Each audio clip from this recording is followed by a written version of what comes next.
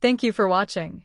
If Ellen's story inspired you, her strength, her patience, and her unwavering belief in the power of relationships, don't forget to like this video, leave a comment, and subscribe to our channel.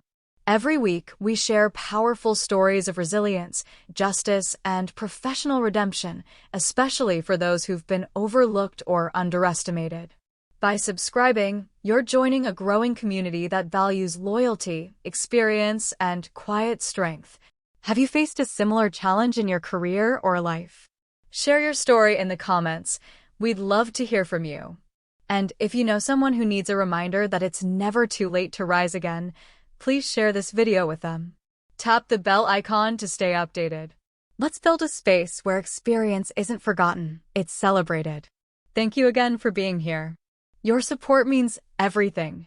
We've made the difficult decision to restructure our operations, and today will be your last day. The words landed with a thud in the sunlit executive conference room of Redmont Consulting, tucked inside a gleaming high-rise in downtown Chicago. I sat motionless, watching Martin Kellerman, our freshly appointed regional director who had been with the company for barely 6 months, deliver the news with a polished blend of forced empathy and managerial detachment. After 27 years, I managed to keep my voice level. That's quite a decision, Martin. He offered a tight-lipped smile and nudged a beige folder across the glass table. Human Resources has prepared a severance package, 3 months' salary, and continued health coverage through the end of December. Angela from HR sat stiffly to his left, nodding in silent agreement, but refusing to meet my eyes. It's a company-wide restructuring, she said. Several departments are being impacted. This isn't about your performance. But of course it was. At 61, I was the most senior member of our client strategy division, both in age and tenure. My salary reflected nearly 3 decades of results, contracts secured, client loyalty earned, crises averted. I had helped transform Redmont from a boutique operation into one of the Midwest's most trusted business consultancies. Does Carolyn know? I asked, referring to Carolyn Beckett, the company's founder and someone I had worked beside since the very beginning. Martin's jaw shifted slightly. All senior leadership was informed. A deflection. Carolyn had been overseas for the past month leading an expansion project in Southeast Asia. She wouldn't have allowed this, at least, that's what I chose to believe. Best of luck in your next chapter, Martin said, standing. Security will accompany you while you collect your belongings. Standard practice. Standard practice I had helped design, ironically. My name is Ellen Travers, and until 15 minutes ago, I was senior client strategist at Redmont Consulting. I dedicated nearly 30 years to this firm, building client trust, anticipating market shifts, and ensuring our reputation was rooted in partnership, not just performance metrics. Now, I was being dismissed like a worn-out handbook. At my desk, I took slow, deliberate steps, packing framed photos from industry events, handwritten cards from grateful clients, and a Blue Glass Award presented to me at our company's 25th anniversary gala. That afternoon still felt like yesterday. As I placed the last item into the box, my phone vibrated. A message from Dana Klein, CFO at Glenmore Industries, one of our top accounts. Ellen, hearing unsettling things about Redmont. We're scheduled to meet next Thursday. Please call me. I glanced across the office. Martin stood by his door, already on another call, likely scrambling to smooth things over. But what he didn't understand, what none of them understood, was that real client relationships weren't assets you could reassign or automate. They were earned over years of consistency, late-night strategy calls, handwritten thank-you notes, and the kind of trust that couldn't be rebuilt overnight. I joined Redmont in 1997, back when we had a 12-person team and operated out of a repurposed warehouse in West Loop. Carolyn, then 39, told me during our first meeting, data drives decisions, Ellen, but relationships drive everything else. She was right. And it was that belief that helped us scale into a firm whose name stood for integrity. Now, as I walked out for the final time, head high, I wasn't mourning a job. I was calculating the next move. Redmont might have discarded me, but I still had something they didn't: trust. And people don't forget who stood by them when it mattered most. For nearly 3 decades, I had lived by that belief: relationships were the foundation of real business. While others jockeyed for titles through flashy pitches and office politics, I invested in people. I remembered clients' anniversaries, their children's schools, and even the name of one executive's golden retriever. I adjusted my communication style based on who was on the other end. Some wanted every technical detail, others only cared about the outcome. I tracked corporate acquisitions, internal promotions, and strategic shifts long before they made headlines, so we could be proactive, not reactive. "You're the cornerstone," Carolyn Beckett had said during our 25th company anniversary gala. "You didn't just bring clients in, Ellen, you kept them here." Redmont had grown steadily under Carolyn's leadership. But things began to shift when the firm accepted private equity funding to expand nationally. The board welcomed several new executives with Ivy League resumes and an obsession with dashboards and optimization models. Among them, Martin Kellerman stood out: young, calculating, and utterly devoted to profit margins. Since Martin's arrival, turnover had spiked nearly 45%. We went from celebrating tenure to incentivizing exits. Morale plummeted, and clients noticed. I raised concerns in leadership meetings, nicely at first, then more directly. "We're undermining what made Redmont great," I warned. "You can't replace trust with templates." Martin was quick to brush it aside. "We're evolving, Ellen," he said. "Legacy approaches can't compete with scalable systems." Over the past several months, I had slowly been pushed to the edges. Strategy meetings occurred without me. Client assignments were restructured without notice. My name disappeared from team updates, and younger employees were quietly inserted into roles I once led. Still, I had faith that my track record and client loyalty would count for something. After all, accounts I personally handled made up more than half of Redmont's recurring revenue. Dana Klein at Glenmore Industries, our highest-grossing client, had just renewed a multi-year agreement, stating plainly that she expected me to remain her point of contact. But the shift wasn't subtle anymore.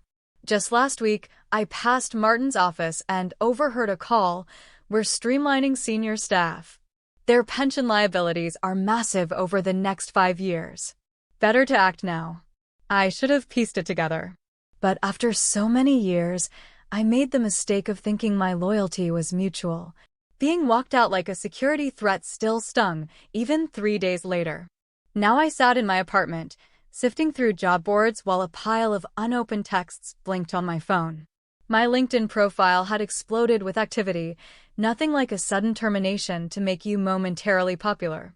Then the landline rang. I almost didn't answer, no one used it anymore, but I recognized the caller ID. "Ellen, it's Carolyn." Her voice was composed, but there was tension beneath the surface. "I just got back from Singapore and was blindsided by the news. I never approved this."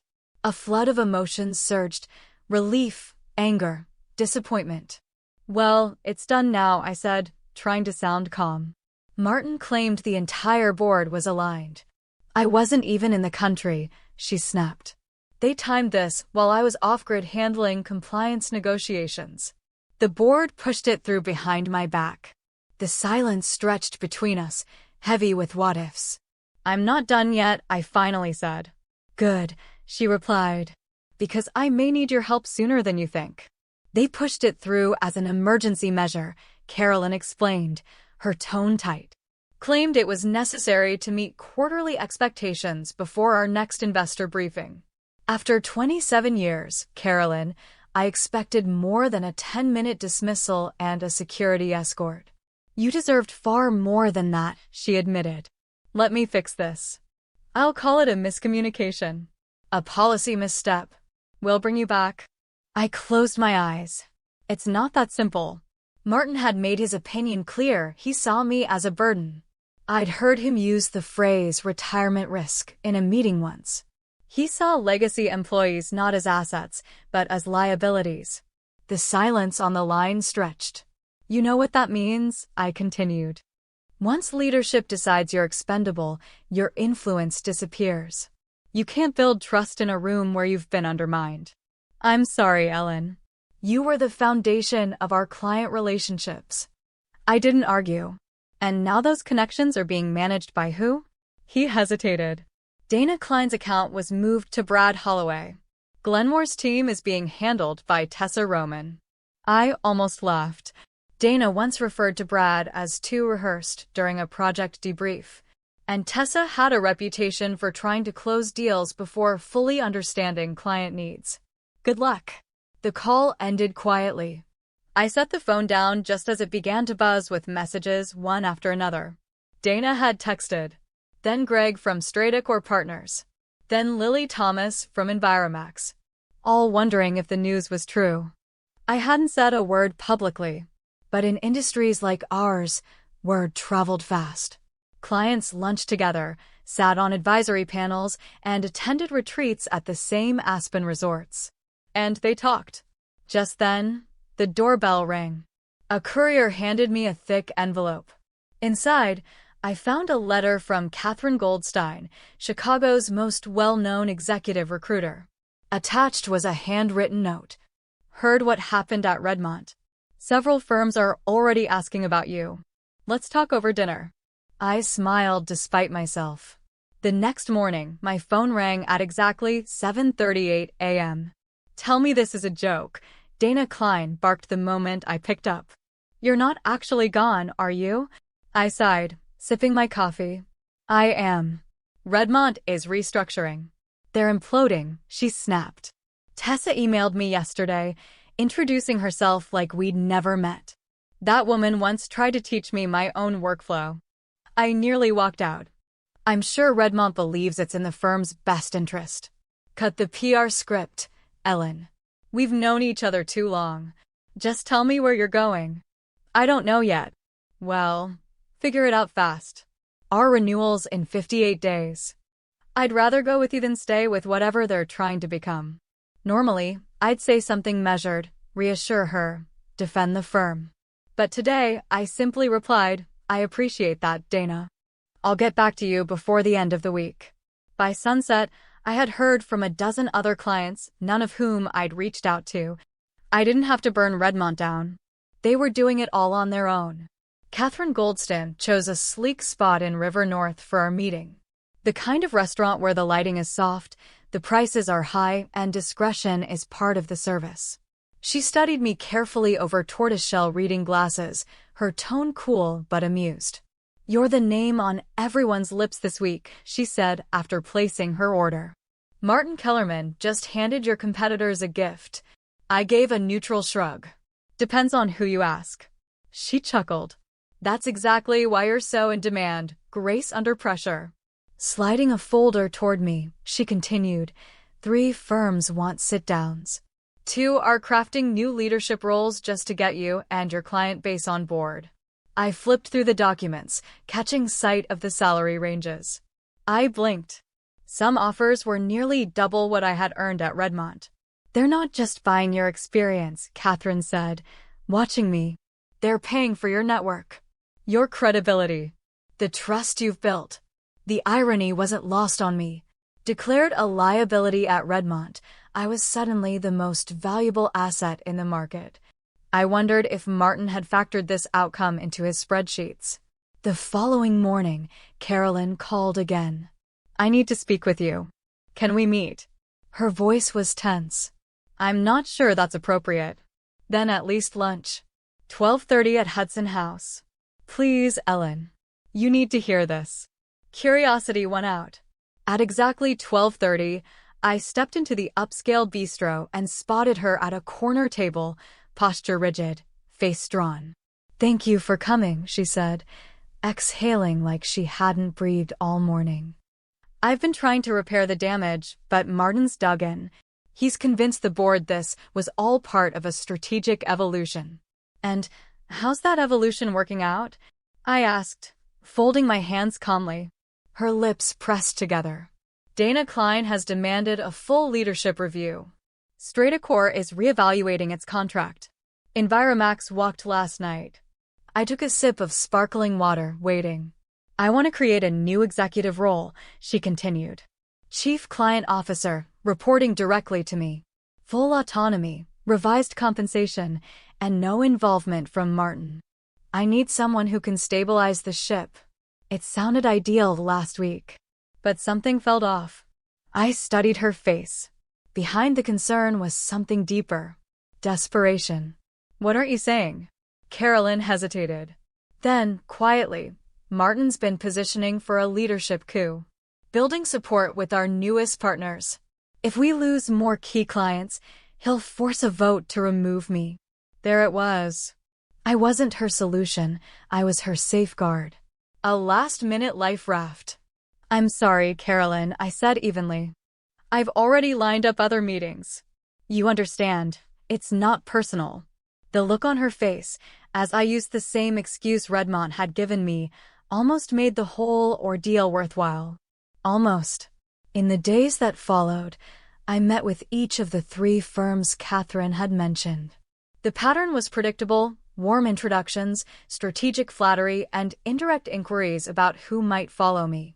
One firm stood out, Monroe Lane Partners, a Chicago-based consultancy with a familiar ethos, client-first thinking, measured growth, and respect for institutional knowledge. Their offer included an equity stake and a seat on their leadership board, opportunities one was never granted at Redmont despite my contributions. Meanwhile, the news from Redmont grew worse by the hour. Industry outlets were buzzing with speculation. Internal leaks. Client departures. Fractures at the top. My former assistant, Natalie, sent updates in real time. Dana just left a meeting with Martin, furious. Redmont had underestimated one thing: the value of trust. And trust always has a long memory. Tension was mounting. Greg from Strata Core had postponed their strategy session. Even Northbridge Steel, one of Redmont's most stable, long-standing clients, was rumored to be entertaining offers from rival firms. Then the call came that shifted everything. "This is Ellen Travers," I answered, glancing between 2 final pages of Monroe Lane's offer packet. "Miss Travers, this is Jeffrey Hammond with the Chicago Business Ledger." I straightened instinctively. The Ledger was gospel in the regional business community, its coverage often sparking boardroom whispers before lunchtime. "I'm reporting on recent executive shakeups at Redmont Consulting and the ripple effects across the client portfolio," Hammond continued. "Your name has surfaced repeatedly. Would you be open to commenting?" It was a minefield. Anything too candid could be twisted into criticism, potentially violating my severance agreement. The legal language on non-disparagement was airtight. "I'm not in a position to discuss internal operations at Redmont," I replied, measured. "Understood," he said. "What about reports that multiple legacy clients have severed ties since your departure? Industry chatter links these moves directly to your exit." Multiple? I'd spoken to fewer than 20 executives. Most had expressed concern, not confirmation of departure. "Client relationships evolve for many reasons," I said carefully. "Decisions like that are rarely made based on a single factor." Hammond was still typing. "Final question. Would you care to comment on a signed letter from over 24 clients urging Redmont's board to remove Martin Kellerman?" My pen froze in midair. "I'm not aware of any such letter." When the call ended, I sat in silence, absorbing the weight of what I'd just heard. 26 clients. A unified call for leadership change. I hadn't orchestrated anything. I'd kept my head down, played by the rules. But clients talk over dinners at conferences, during casual boardroom chats. Their discontent had become something larger than I'd imagined. A text from Natalie lit up my phone. "Emergency town hall tomorrow. All partners flying in. Martin looks like he hasn't slept." Not long after, my cell rang again. "Tell me this isn't your doing," Carolyn said by way of greeting. Her voice was raw. "I haven't initiated anything," I said calmly. "I've made no outreach. I've signed no contracts." She was breathing hard. "Then why are we in free fall?" "The board's in chaos. Our investors are demanding a full review. Maybe they're starting to see that loyalty and relationships matter more than cost charts. This isn't funny, Ellen, she snapped. Everything we've built over 25 years is on the verge of collapse. There was an edge of irony to her panic, the same person who once told me the firm had to evolve beyond sentiment. What are you asking from me, Carolyn? Come back, she said. Not in an advisory role. As an equity partner. Help me stop this from unraveling. Partner. A title I'd quietly earned years ago but was never offered. And Martin? I asked. Her tone sharpened. The board meets tonight. His future is tenuous. I looked again at Monroe Lane's proposal. It was generous, forward-thinking, free of baggage. But the clients I had served for decades, relationships built through late nights, handshakes, and quiet trust, were still tethered to Redmont. In many ways, they were tethered to me. I'll sleep on it, I said at last. You'll have my decision by morning. Sleep, though, never came.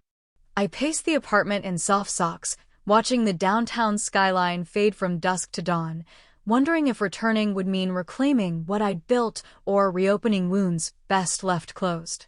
Returning would mean facing colleagues who had quietly watched my departure, too cautious or too complicit to intervene. It meant stepping back into a fractured culture, one that had been fraying long before Martin's ascent. His removal wouldn't magically restore integrity, it would only create a power vacuum. Monroe Lane, on the other hand, offered something cleaner. A blank slate. A team that respected what I brought to the table, without baggage or bruised egos. A partnership contract already waiting. The compensation was generous, and the role came with authority I'd never been granted at Redmont. I wouldn't just be continuing my career, I'd be shaping a new legacy. By 6 a.m., I'd made my choice. I dialed Catherine Goldstein, knowing she'd already be ahead of the day. I'm going with Monroe, I said simply. Excellent decision, she replied, her voice crisp. They'll be thrilled. There's one more condition, I added. I explained what I needed. She paused, then let out a delighted laugh. Ellen Travers, you play the long game. I'll handle it. At 9 o'clock sharp, I stepped through Redmont's doors for the first time since being escorted out. The lobby receptionist's eyes widened. Miss Travers, are you here for the company-wide? I am. Carolyn's expecting me. The top-floor conference room was packed. Every partner was physically present, an event in itself. Analysts and coordinators lined the walls. Tension sat heavy in the air. Carolyn stood at the front beside several board members. Notably absent, Martin Kellerman. She caught sight of me and visibly exhaled. Thank you all for attending, she began, voice steady. We've experienced significant client disruption following recent leadership decisions. Her gaze shifted briefly to me. I'm pleased to announce that Ellen Travers will be rejoining Redmont Consulting as an equity partner, leading our new client strategy division. Gasps echoed across the room. Whispers bounced off the walls. And, she continued, effective immediately, the board has voted unanimously to remove Martin Kellerman as managing director. His strategic direction was deemed incompatible with our values. The room buzzed, relief, surprise, uncertainty. Carolyn turned to me. Ellen, would you like to say a few words? I stepped forward, passing junior staff who looked up with wide, anxious eyes. I saw Natalie near the back, giving me a small, supportive nod. Thank you, Carolyn, I began. I appreciate the invitation to return as a partner. I paused, then added, but I need to clarify something. Carolyn's smile faltered. I won't be returning to Redmont Consulting. The murmurs grew louder. Carolyn blinked in confusion. The board members shifted uncomfortably. Instead, I continued, I'm proud to share that I've accepted a partner role at Monroe Lane Partners who, as of this morning, have finalized an acquisition deal with Vanguard Equity Group for a controlling interest in Redmont. The room exploded in gasps and alarmed shouts. There will be no mass layoffs, I added once the chaos subsided. Monroe respects the relationships and talent here. But, of course, there will be evaluations. As with any transition, efficiency will be a factor. Carolyn stepped forward, stunned. Ellen, what have you done? I looked her in the eye. Nothing personal. Just business. And as the board scrambled to grasp the implications, I simply turned, calm and collected. Redmont hadn't just underestimated me. They had forgotten who built their foundation. I saw the shift in Carolyn's face, an expression that mingled regret with the realization of her own miscalculation. She had watched my dismissal in silence, had defended Martin's vision, and now stood at the edge of the firm's undoing. The very culture she helped cultivate had turned on her. And in that moment, she grasped what it truly cost to treat loyalty as expendable. The boardroom erupted behind me as I stepped out, head held high. My phone vibrated. Dana Klein, just got the news. Let's discuss Glenmore's transition to Monroe over dinner tonight. My treat. I stepped into the elevator with a quiet smile. I hadn't plotted revenge. I had simply refused to disappear. Still, justice, in its own quiet way, had arrived. By morning, the Chicago Business Ledger ran the headline. Client exodus forces merger. Monroe Lane acquires controlling stake in Redmont Consulting. Buried in the 15th paragraph was the only mention of me. Ellen Travers, a former senior strategist at Redmont, now partner at Monroe, will oversee integration of client accounts from both firms. A sterile summary for a seismic corporate shift. 3 weeks earlier, I'd been escorted from the building like a liability. Now, I sat at the helm of Redmont's future without ever stepping on a single landmine. Integration began swiftly. From Monroe's headquarters, I reviewed legacy client lists, staff roles, and service contracts. Each day, familiar faces knocked on my door, former coworkers who had once watched my departure in silence, now eager to express sudden admiration or discreetly disavow Martin's decisions. Carolyn asked for a meeting 1 week after the deal was finalized. The toll on her was visible, grayer, thinner, her confidence dulled. "You engineered all of this," she said flatly, taking the seat across from me. "No," I answered. "I just recognized my worth. Something Redmont forgot." She started to speak, but I continued. "Martin wasn't the whole problem. He just exposed the cracks. You let this place drift. You let numbers outweigh relationships." She stared at the floor, silent. Sliding a folder across the table, I added, "Monroe is offering you a consultancy, 3 years, limited scope, no authority. It's a respectable exit. And if I decline, then you leave with your equity payout. And the history books will close." 6 months later, Monroe, Redmont Consulting occupied 2 levels in a New River North Tower. The integration had gone smoother than anyone expected. I'd insisted on preserving most of Redmont's team, those who'd done the work, even when they'd lacked the voice. Martin had quietly resurfaced at a much smaller firm. His reputation tarnished, he'd lost the boardroom influence he once wielded so ruthlessly. Carolyn accepted the consulting role. Our interactions remained formal, clipped. Some betrayals leave scars too deep to fully mend. In my office, sunlight poured across polished wood as I reviewed the quarterly metrics. Client retention had held above 95%. Of the accounts that initially left, 3 had already returned. Revenue had climbed 23% year over year. There was a quiet satisfaction in knowing that everything I'd believed in connection, consistency, trust, had proven more durable than ego and metrics. A gentle knock. Natalie peeked in. "Ms. Winters is here for your lunch." Catherine entered, poised in a navy blazer, radiating the sharp elegance of a woman who'd built her empire from steel and instinct. "Impressive numbers, Ellen," she said. "The entire sector's still talking about it. This may be the most graceful corporate upheaval I've ever seen." "The most strategic correction this city's seen in years," Catherine remarked with a smirk. I smiled. It wasn't a correction. It was a realignment. Call it what you like, she said with a chuckle. You reminded everyone what I've said for decades. Client loyalty isn't built on metrics or branding. It's built on trust. And trust walks into the room with people, not logos. As we stepped out into the crisp spring air toward our lunch reservation, my thoughts drifted to everything that had unfolded in just half a year. I hadn't plotted revenge after Redmont dismissed me. I didn't need to. Their mistake wasn't letting me go. It was misunderstanding what I actually brought to the table. They saw a salary line and overlooked the equity of human connection, knowing when to call, when to listen, and how to read between a client's words. By removing me, they'd severed something deeper than a title. And in doing so, they had set their own unraveling in motion while unintentionally launching my greatest chapter. I hadn't shouted. I hadn't sued. I hadn't fought. I had simply waited. With calm. With conviction.